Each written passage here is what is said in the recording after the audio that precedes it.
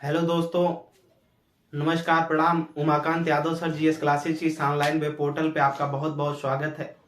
हम लोग पिछले सेशन में अनुच्छेद 21 के बारे में बात कर रहे थे, जिसमें जीवन जीने के अधिकार एवं प्राणदैहिक स्वतंत्रता जो दिया गया है उससे संबंधित जो संरक्षण है उसके बारे में बात की गई है, जिसमें हम लोग जीवन जीने का अधिकार क्या है, जीवन क्या है, इसकी परिभाषा को हमने समझा कि जीवित ही रहना नहीं हमारा जीवन जीने का अधिकार है, बल्कि जीवित रहने के साथ साथ गरिमापूर्ण जीवन यापन करना ही क्या है, जीवन का अधिकार है।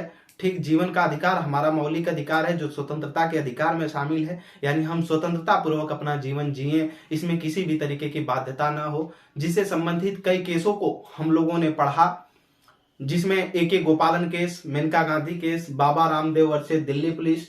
ठीक, इसके बाद MC मेहता केस, पुट्टा स्वामी केस, शक्ति वाहिनी केस, तमाम तरीके के केसों को जो इंपॉर्टेंट थी हम लोगों ने पढ़ा। तो हमने बताया था कि मेनका गांधी केस में ही सुप्रीम कोर्ट ने कहा था कि जो जीवन जीने का अधिकार है एक समेकित अधिकार है। समेकित अधिकार का मतलब वे सारे अधिकार उसमें शामिल होते हैं जो किसी भी व्यक्ति को गरिमापूर्ण जीवन यापन करने के लिए क्या क्या अधिकार उसको चाहिए। आपको मान सम्मान तरीके से अगर समाज में जीवन यापन करना है, आपकी समाज में कहीं ना कहीं कुछ भी इज्जत हो, इसके तरीके से अगर जीवन यापन करना है तो उसमें क्या क्या चीजों की आवश्यकता है आपको। ठीक, तो उसके लिए जो अधिकार की आवश्यकता है, जो चीजों की आवश्यकता है, वो जीवन जीने के अधिकार में शामिल होती हैं। और जब जीवन जीने के अधिकार में वो चीजें शामिल होती हैं तो वही समेकित अधिकार है। ठीक, और वो मौलिक अधिकार भी है, आपको उसको कोई भी किसी भी तरीके से हनन नहीं कर सकता, जिसको हमने कल देखा था। आज उसी के क्रम में आगे हम बढ़ेंगे। अनुच्छेद 21 के ही तहत एक प्रश्न उठता है, प्राण एवं दैहिक स्वतंत्रता का जो संरक्षण दिया गया उसी में, कि क्या जीवन जीने के अधिकार में मरने का अधिकार शामिल है या नहीं। आज उसी के सेशन में एक प्रश्न उठता है कि क्या जीवन जीने के अधिकार में मरने का अधिकार शामिल है या नहीं। तो इसमें रतिनाम केस 1994 एक आया। इस कहा गया, इस केस में सुप्रीम कोर्ट ने जीवन के अधिकार को व्याख्या करते हुए यह माना, क्या माना, इसने माना, सुप्रीम कोर्ट ने यह माना कि जीवन के अधिकार में, जो जीवन जीने का अधिकार है, इसके अधिकार में जीवन जीने और मरने, जीवन जीने का और जो मरने का अधिकार है, ठीक, जो जीवन जीने का और मरने का जो अधिकार है ये शामिल है। यानी आप जैसे जीवन जी रहे हैं उसी में मरने का अधिकार भी शामिल है, और इसी के आधार पर मरने को क्या कर दिया गया, मौलिक अधिकार घोषित कर दिया। यानी इस मौलिक अधिकार को कोई भी हनन नहीं कर सकता। यानी आपको कोई भी मारने का अगर प्रयास करता है तो आपके मौलिक अधिकार का क्या कर दिया, वो कहीं ना कहीं आपके मौलिक अधिकार को, आपकी स्वतंत्रता के अधिकार को क्या कर दिया, हनन कर दिया। इसलिए उसको सजा भी हो सकती। इसी में जो न्यायालय ने जब ये निर्णय दिया तो सुप्रीम कोर्ट के निर्णय के अनुसार क्या हो गया, सुप्रीम कोर्ट के निर्णय अनुसार जो भारतीय दंड संहिता हमारी IPC धारा है ये बात करती, इसमें बात किया गया कि 309 है, इसमें जो आत्महत्या की बात की गई थी उसको सुप्रीम कोर्ट ने अवैध घोषित कर दिया। इसमें कहा गया कि धारा 309 जो कहती है कि कोई भी व्यक्ति अगर आत्महत्या करता है या करने का प्रयास करता है ये दंडनीय अपराध है। तो सुप्रीम कोर्ट ने इसको रोक दिया, अवैध घोषित कर दिया कि कोई भी व्यक्ति क्या किया, अवैध घोषित कर दिया सुप्रीम कोर्ट, कोई भी व्यक्ति आत्महत्या नहीं कर सकता। ठीक, क्योंकि वो मौलिक अधिकार के खिलाफ है। फिर इसी के बाद एक और दूसरा केस आया, देखेंगे। इसी के बाद दूसरा एक केस आया, ज्ञान कौर केस। ठीक, ज्ञान कौर केस 1996 में आया। इसी अधिकार को सुप्रीम कोर्ट ने इसी व्याख्या को उलट दिया। रतिनाम केस में जो उन्होंने बताया था इसी व्याख्या को उसने उलटते हुए फिर इसकी जो परिभाषा थी उसको बदल दिया। इन्होंने कहा कि नहीं, जीवन जीने के अधिकार में मरने का अधिकार शामिल नहीं है। किस केस में कहा गया, ज्ञान कौर केस 1996, लिखेंगे ज्ञान कौर केस, ज्ञान कौर केस 1996, ज्ञान कौर केस 1996। ठीक, सुप्रीम कोर्ट ने इसमें कहा कि अपने निर्णय को बदल दिया। ठीक, लिखेंगे इसमें रतिनाम केस में दिए हुए निर्णय को, रतिनाम केस 1994 में दिए गए निर्णय को सुप्रीम कोर्ट ने बदल दिया।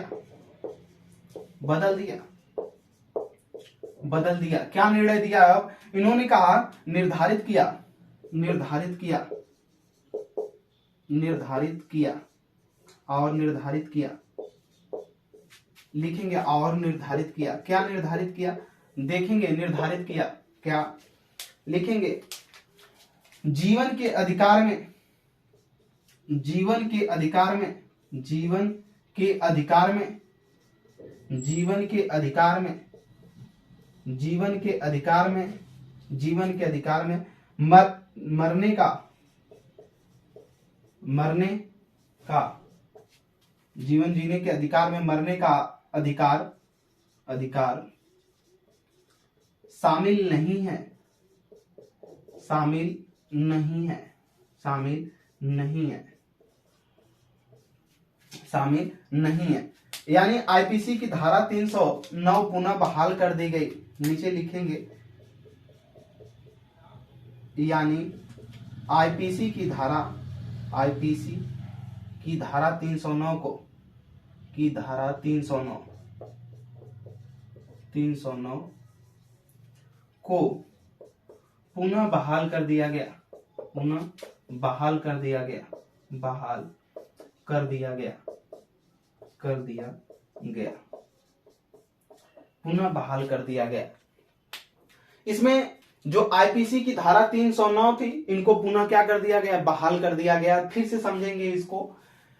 इसके पहले जो रतिनाम केस 1994 में आया, सुप्रीम कोर्ट से जब पूछा गया क्या जीवन जीना, जो व्यक्ति जीवन जी रहा है उसमें मरने का अधिकार शामिल है कि नहीं है, तो सुप्रीम कोर्ट ने कहा कि नहीं, जीवन रतिनाम केस में उन्होंने कहा कि नहीं, जीवन जीने का जो अधिकार है इसमें मरने का भी अधिकार शामिल है। इसलिए कोई भी व्यक्ति अपने तरीके से अगर मरता है, मतलब उसकी ईश्वरीय देन से अगर उसकी मृत्यु होती है या कहीं दूसरे तरीके से मृत्यु होती है तो उसको नहीं माना। लेकिन कोई भी व्यक्ति अगर अपने से आत्महत्या करता है, ठीक, या आत्महत्या करने का प्रयास करता है, या कोई व्यक्ति के द्वारा मारा जाता है, तो उसके जीवन जीने के अधिकार में जो मरने का अधिकार शामिल है, यानी उसकी स्वतंत्रता को क्या किया गया है, कहीं ना कहीं छीना गया है। तो इसमें यही कहा गया रतिनाम केस में कि जीवन जीने के अधिकार में मरने का अधिकार शामिल है। इसीलिए जो धारा 309 आत्महत्या करना या आत्महत्या करने का प्रयास करना एक दंडनीय अपराध माना गया था, उसको अवैध घोषित कर दिया। कोई भी व्यक्ति आत्महत्या नहीं कर सकता, ठीक। लेकिन इसमें उसी केस को उलट दिया गया। ज्ञान कौर केस 1996 में, इसने रतिनाम केस में दिए गए निर्णय को सुप्रीम कोर्ट ने ही उलट दिया। अपने से स्वयं अपनी व्याख्या को बदल करके उन्होंने कहा कि जो जीवन के जीने का अधिकार, इसमें मरने का अधिकार शामिल नहीं है, केवल जीने का अधिकार, इसमें मरने का किसी भी प्रकार से अधिकार नहीं है। यानी आईपीसी की धारा जो 309 है पुनः बहाल हो गई। यानी आत्महत्या करते समय अगर कोई भी व्यक्ति उसकी सहायता करता है, यह दंडनीय अपराध घोषित कर दिया गया। लेकिन इसमें कहा गया कि अगर कोई भी व्यक्ति आत्महत्या कर रहा है और उसमें अगर कोई भी व्यक्ति सहायता कर दिया या सहायता करते हुए पाया गया, ठीक, या किसी भी व्यक्ति के द्वारा, जैसे लोग किसी भी लिस्ट पर नाम लिख करके या कोई भी चीज लेटर पे या किसी भी तरीके से मैसेज करके मर जाते हैं, तो इसकी वजह से इसमें माना जाएगा कि उसके जीवन जीने के अधिकार में कहीं ना कहीं उसने क्या किया, गलती किया है। यानी किसी की सहायता करते हुए सुसाइड के समय क्या करना है, अगर कोई सहायता किया है तो वो दंडनीय अपराध है। इसके बाद सुप्रीम कोर्ट के निर्णय के अनुसार जो ज्ञान कौर केस आया, इसमें बताया गया कि जीवन जीने के अधिकार में मरने का अधिकार शामिल नहीं है। तो इसी पे एक प्रश्न उठता है दया मृत्यु का, यूथेनेसिया जिसे बोलते हैं। यूथेनेसिया क्या है, दया मृत्यु, आइए देखते हैं दया मृत्यु क्या है, यूथेनेसिया। ठीक, ये सब सिविल की एग्जामों में पूछे जाने वाले क्वेश्चन है। वनडे की दृष्टि यहीं से खत्म हो गई, ठीक, वनडे की दृष्टि खत्म हो गई है, लेकिन हम आगे तक इसको चर्चा करेंगे। दया मृत्यु, यूथेनेसिया क्या है, दया मृत्यु, दया मृत्यु, दया मृत्यु, यूथेनेसिया, यूथेनेसिया, यूथेनेसिया क्या है, दया मृत्यु। ठीक, दया मृत्यु क्या है लिखेंगे इसमें थोड़ा सा, इसके बाद हम बताएंगे। लिखेंगे यदि कोई व्यक्ति, यदि कोई व्यक्ति, यदि कोई व्यक्ति असाध्य रोग से, असाध्य रोग से, रोग से, रोग से पीड़ित है, पीड़ित है, पीड़ित है और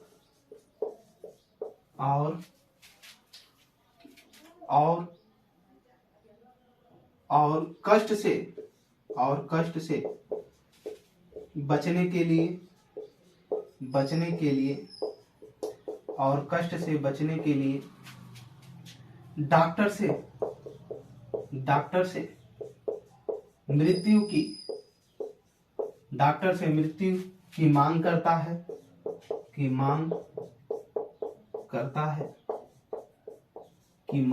है, ठीक। तो जो उसे मृत्यु प्रदान की जाती है,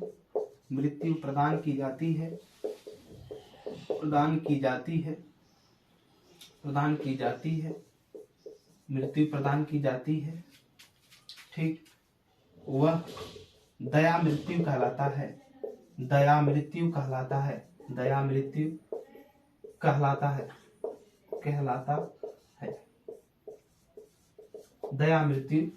है।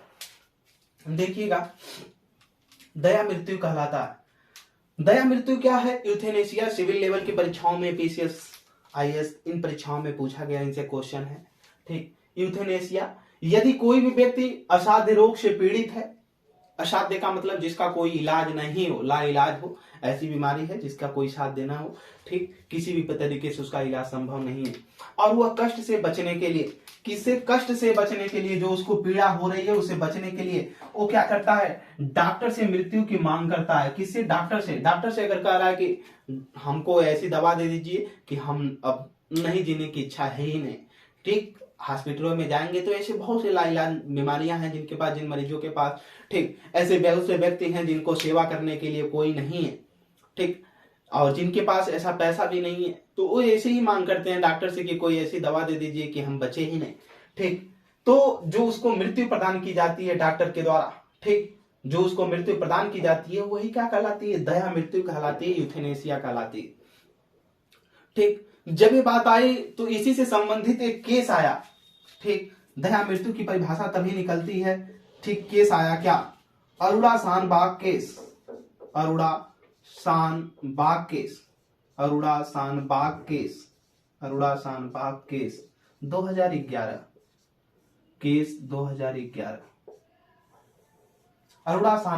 2011 आया, ठीक। इसके पहले समझना है, जब वो मृत्यु की मांग कर रहा है कोई भी व्यक्ति, तो जब सुप्रीम कोर्ट ने पहली बार रतिनाम केस में कहा था कि जीवन जीने के अधिकार में मरने का अधिकार शामिल है, यानी उसका मौलिक अधिकार है, यानी कोई भी व्यक्ति अगर मरना चाहता है तो मर सकता है, ठीक, उसको रोका नहीं जा सकता। लेकिन फिर बाद में उसको कहा गया नहीं, जीवन जीने के अधिकार में, जीने का जो अधिकार है वो, उसमें मरने का अधिकार शामिल नहीं है, कोई भी व्यक्ति इस तरह से नहीं मर सकता, यानी जो धारा 309 है उसको पुनः बहाल कर दिया गया, ठीक। धारा 309 को क्या कर दिया गया? जो धारा आईपीसी की धारा 309 है उसको बहाल कर दिया गया पुनः, कि कोई भी व्यक्ति इस तरह से नहीं मर सकता, ठीक।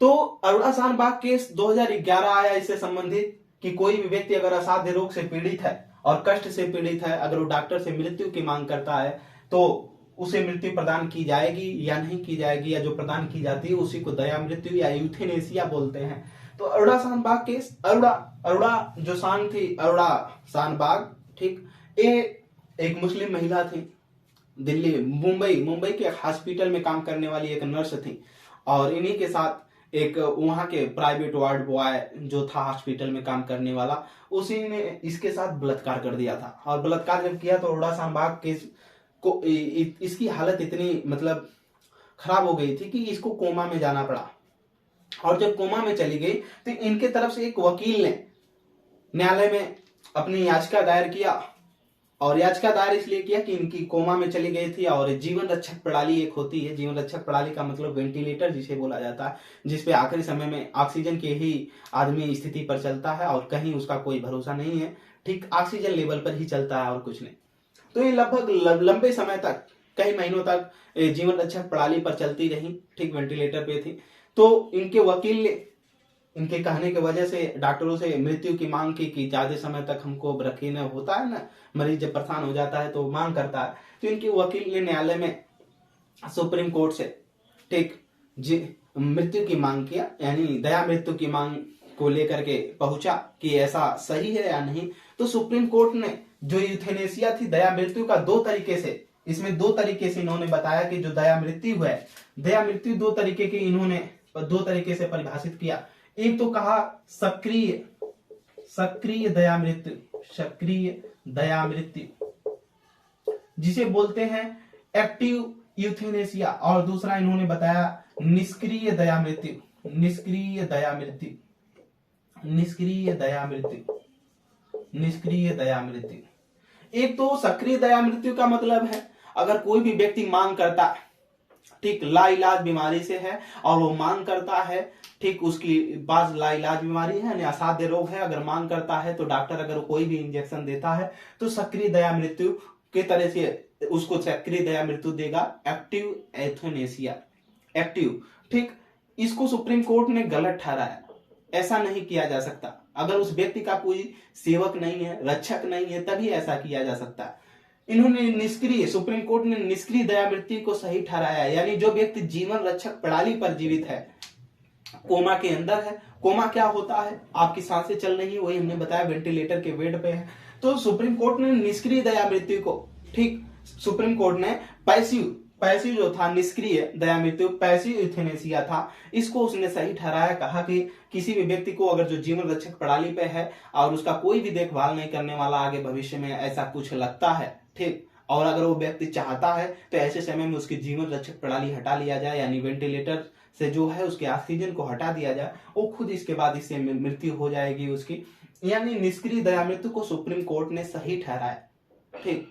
और सक्रिय दया मृत्यु को सुप्रीम कोर्ट ने गलत ठहराया, कहा कि नहीं, ऐसा कोई भी नहीं किया जा सकता किसी भी डॉक्टर के द्वारा। कोई भी लाइलाज अगर बीमारी हो, व्यक्ति ज्यादा पीड़ित है, अगर वो कहता है तो ऐसे सक्रिय दया मृत्यु को उसने गलत ठहराया। कहा कि जब ऐसे कोमा में चला जाए और वो व्यक्ति ऐसे पे हो तभी उसको दिया जा सकता है। तो अरोड़ा शानबाग केस में ही दया मृत्यु की सही तरीके से परिभाषा करते हुए सुप्रीम कोर्ट ने इसके दो रूप बताए, एक सक्रिय दया मृत्यु और दूसरा क्या बताया, निष्क्रिय दया मृत्यु, दो, ठीक। सुप्रीम कोर्ट इसको सही माना, किसको? इसको, निष्क्रिय दया मृत्यु को, और इसको गलत ठहराया, ठीक। कौन? Supreme court. सुप्रीम कोर्ट इसको गलत ठहराया और निष्क्रिय दया मृत्यु को सही ठहराया। इस प्रकार इसी के बाद न्यायालय ने, ठीक, न्यायालय जो था इसने एक निर्णय और दिया, निर्णय दिया। इसी के बाद कामन काज बना, कामन काज में 2018 में चल करके एक फिर से नए नियम तरीके से आया कि कोई भी व्यक्ति अगर जो असाध्य रोग से पीड़ित है,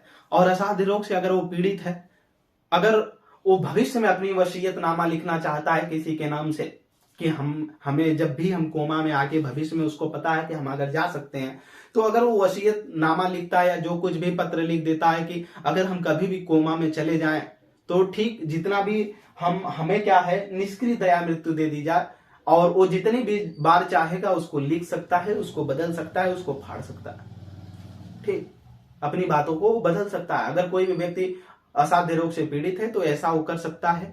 एक कामन काज 2018 में इसे कहा गया कि वो व्यक्ति अपना निर्णय बदल सकता है, लिख सकता है, जो भी है, कि हम कभी भी अगर भविष्य में कोमा में चले जाएं तो हमारी जीवन रक्षक प्रणाली हटा दिया जाए और हमको मृत्यु प्रदान हो जाए, ठीक। तो सुप्रीम कोर्ट में कभी कभी पूछ लिया जाता है कि सुप्रीम कोर्ट ने किस प्रकार की मृत्यु को संवैधानिक माना है, तो निष्क्रिय दया मृत्यु को जो जीवन रक्षक प्रणाली पर चलती है, ठीक, और सक्रिय दया मृत्यु जो डॉक्टर के द्वारा प्रदान की जा रही है डायरेक्ट, उसको उन्होंने गलत ठहराया। सुप्रीम कोर्ट ने कहा नहीं, ये जीवन जीने के अधिकार को कहीं ना कहीं क्या कर रहा है, वंचित कर रहा है, ठीक। क्योंकि सुप्रीम कोर्ट ने जो ज्ञान कौर केस 1996 आया था उसी में कहा था कि जीवन जीने के अधिकार में मरने का अधिकार शामिल नहीं है, क्योंकि अगर आपको स्वतंत्रता का अधिकार है, आपको हम कह दिए कि आप स्वतंत्र तरीके से जिए और मरिए, ठीक। तो इसमें उन्होंने कहा कि नहीं, ये गलत हो जाएगा इस तरह से। हाँ, मरना है, गरिमापूर्ण तरीके से आप मरेंगे, ऐसी बात नहीं है। मतलब जीवन जीने के अधिकार, जिस प्रकार गरिमापूर्ण जीवन जीना है उसी प्रकार आप मर भी सकते हैं, लेकिन मौलिक अधिकार इसको नहीं घोषित किया गया, क्योंकि अगर मौलिक अधिकार हो जाएगा तो रोजाना लोग मरने लगेंगे। हमारा अधिकार, हम मरे या कुछ भी करें, सरकार कौन होती है इसमें बोलने वाली, ठीक, इस प्रकार से होने लगेगा। तो ये रहा अनुच्छेद 21 की समस्त जो भी बातें रही हमने रखा। अब अनुच्छेद 21 क्लाज फर्स्ट यानी क्लाज ए जो जोड़ा गया, मोहिनी जैन बनाम केस था, शिक्षा का अधिकार 21A में जोड़ा गया, 45 क में जोड़ा गया, ठीक। उसको हम अगले आर्टिकल में देखेंगे, अगले सेशन की क्लासों में देखेंगे। इसको आप नोट करेंगे। किसी भी तरीके की कोई दिक्कत परेशानी होती है तो कमेंट सेक्शन में आप हमको जरूर बताएं, ठीक। और ज्यादा से ज्यादा इसको पढ़ेंगे तभी समझ में आएगा, इस तरह से नहीं समझ में आएगा, ठीक। चलिए आज के लिए इतना ही। Umakant Yadav sir G S classes में जुड़ने के लिए आपका बहुत बहुत धन्यवाद।